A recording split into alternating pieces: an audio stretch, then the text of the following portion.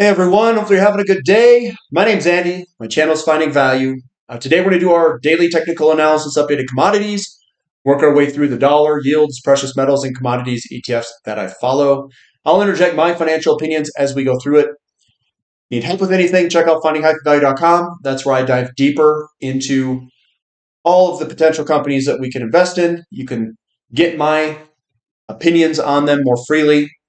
And we also have a Discord channel and midweek updates and question and answer sessions on the weekends. So let's dive in. Let's take a look, see what's going on with the markets. We've got DXY here. We have some momentum that we've got pushing downward. That momentum hasn't turned around yet, and the dollar still looks to weaken further into potential support that is underneath us with these trend lines breaking across there. So we still have a little bit of weakness in the dollar, generally driven by yields. Now today, we had a little bit of a mix on yields. We had a lower yield for the 2-year, but it's right on support. And this is where we find out if we're going to get that break to the downside or if this is going to stay within the pattern and work its way on up. We do have a hammer candlestick right on support, and we'll see if that support holds. A hammer candlestick means that we've got momentum to the upside towards the end of the day.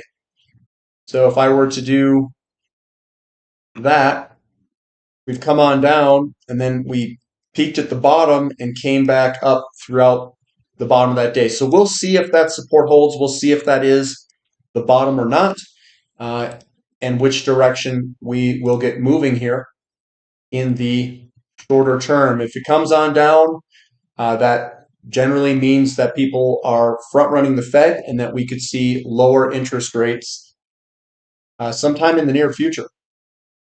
Now the 10-year, we were up. The momentum is still to the downside. We're right on support. We'll see if this holds. I mean, this is where we're going to get a lot of data here. If we bust on through, lower yields, most likely people are expecting, the market is expecting yields to drop to some extent. And that will be a tailwind for some investments and could be a headwind for others, depending on why they are lowering the interest rates. 30-year yield, it is up 1.4% today. Momentum still to the downside, although we had an up day today, and we're still within all of these patterns that have been squeezing on up. TYX-TNX ratio, this is something that I look at because if it continues to go up, that's generally a tailwind behind precious metals. And that also shows us that the long end of the curve is being more stable than the short end. But today, the long end was up more than the shorter end, the 10-year. So the 30-year was up more than the 10-year. But when the yield curve generally falls and it uninverts, that's when gold and silver take off. So today we had a bear steepener is what it's called.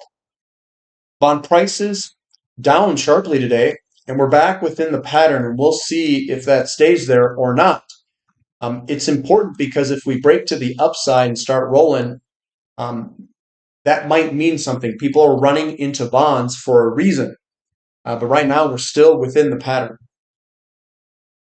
And then the 2 and 10, we did get some yield curve uninversion with the curve going up on the long end, down on the short end. So the 10-year was up and the 2-year was down.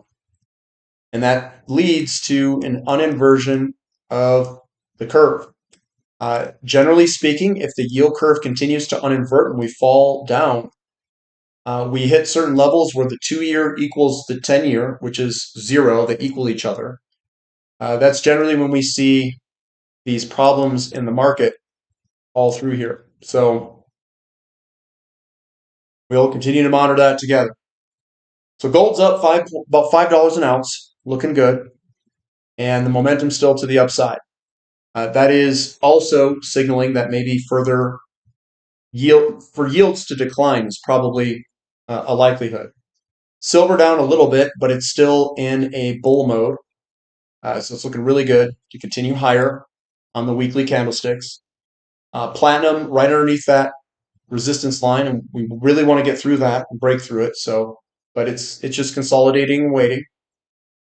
And then palladium down 2.5%. We're still going back and forth on this trend line here, and it's breaking back within greater support, which is about $900 an ounce. GDX slightly lower, but still looks good going up. Momentum still upward. GDXJ and SILJ, they all have the same pattern. They've got these small little candlesticks with the big move higher. They're all bloody noses on the weekly. When you look at the weekly, they're all just big bloody noses. Bloody noses are small profit-taking days on the longer, bigger picture view, and the momentum is still upward. XAU to gold ratio down slightly today, but we have broken through the main trend line, and it looks good to continue higher over time. Crude oil down just slightly lower, and we're right on support. We'll see if that support holds. And again, we're looking for a clear break to the upside for oil. What I'd like to see is about $87 to clear that in this region there and get through some of that resistance. That would make me a little bit more confident that, yep, we are going higher. TTF gas sideways. So we're sideways there for TTF gas. And then natural gas down 7%, heading a little bit lower. The momentum's still to the downside here, guys. I noticed that we are up in production of natural gas, and I'm sure that's not helping our cause with natural gas pricing. So we're still grinding along the bottom here. Our boy XOP didn't really care that oil was slightly lower or natural gas. It headed higher. So we're seeing positioning in XOP and OIH and all the oil and energy equities. So that looks pretty strong. We're at the neckline. It's definitely broken out of that downtrend. Let's see if that momentum can continue higher here. Looking great for XOP, and hopefully we can keep moving up, and perhaps oil will follow behind it. Sometimes the equities lead, sometimes the commodity leads. OIH also up pretty big today, 3.8%. It's definitely broken out of that downtrend and looking pretty good. Let's hope we can put together a big old move out of this thing. For it to replicate last time high was $1,500-ish dollars. We're at $330, so we have a long way up if we were to get to that level. And it is possible that we have some sort of other deal going on here. Call this a larger kind of falling wedge there. And maybe this is a pattern that if we could do a fib extension on, where is it? There it is. Nah, it's down below, but we could go all the way higher than what we think. We could go way higher if that's the case, guys. So OIH is looking really good. Looking at Newcastle coal futures, they are up 1.77, and we are breaking through all of this. It looks really good for a potential move higher. This is the setup that I look for.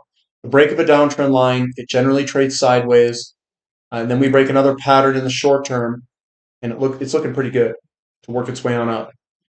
Sprott Physical Uranium Trust down. It doesn't look that great to me here, guys. It just doesn't. It's not a clean chart pattern. It looks to me like we've come on down, and this is kind of like let me back out first, because you can sometimes see clearer with a larger pattern view. So this is kind of like a flag pattern. Is maybe what I'm seeing, and this is on the weekly candlesticks. So we might have a little bit more selling pressure in the short term. URA, it still looks good. We're above support, so that looks good, irrespective of what Sprott Physical Uranium Trust. It's holding on. Uranium, URNM, equity, right on support, that horizontal support line and all the support underneath us. That looks good. And URNJ, we were down, but we're at that support level right at the intersection of both support. So we'll see if those hold. We've got copper futures just trading sideways. This is a flag pattern for the most part. Most likely will continue higher. We've got COPX down a little bit. So we'll see if that continues and if there's any follow through with that selling pressure that we got today. Iron ore down 0.9%. That is a double bottom. Looks like we could potentially head higher on the longer term. Aluminum down 1.2%. Probably doesn't like those yields, but this still looks like a flag pattern that's got more to go lower in the short term. Nickel heading lower. I know this one is running into some overproduction, but flag pattern perhaps, and maybe we head lower here in the short term for nickel. Mu looking pretty good, actually. Small down day, but on the weeklies, we're right on support. Big bloody nose.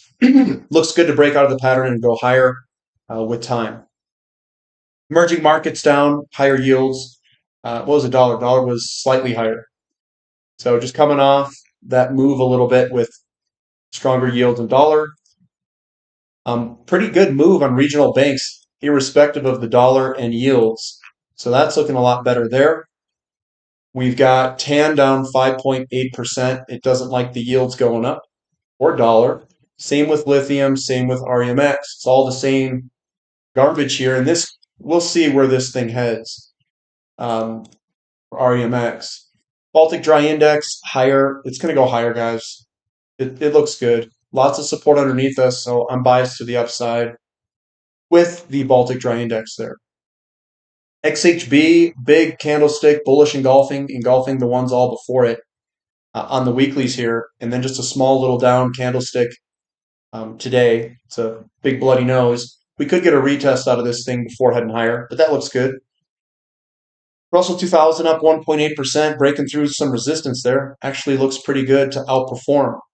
Almost like money's rotating out of the S&P and NASDAQ into these smaller guys, more the value small cap play. S&P 500 slightly higher, but the momentum is still to the upside. And then we've got the NASDAQ, momentum still to the upside, but I'm looking for a fall at some point out of the NASDAQ. And I know, sound like a broken clock now because I've been thinking that it would roll over there. But timing the short term, very difficult. That's why I don't do it. And this still looks bearish to me in the short term. SMCI down 1.35%. This is what it looks like here. We've broken out of this pattern here to the upside, but this is all in bubble land, guys. All these stocks here are in bubble land, but it looks okay. We'll see if it gets a retest and if the retest holds. We've got NVIDIA down. We've got these big bearish engulfing candlesticks that generally heads lower. We got a bearish piercing / engulfing. We could head lower here. I'm looking for technology to roll over because technology rolls over right when energy and precious metals go up. And we're seeing precious metals go up. We're seeing energy kind of break out. We can look at XLE as well. We're starting to see these things break to the upside. So if we're out of the mid-cycle wobble and exiting that, we're going to see the tech stocks go down or go sideways. Energy and precious metals will take the reins and start to move upward, which they are, and they're starting to break these big bottoming patterns. Bitcoin is up 5.5%, same with Ethereum up. So big moves higher there in both of them. And I'm sure Powell and probably government want you to stay in these intangible assets.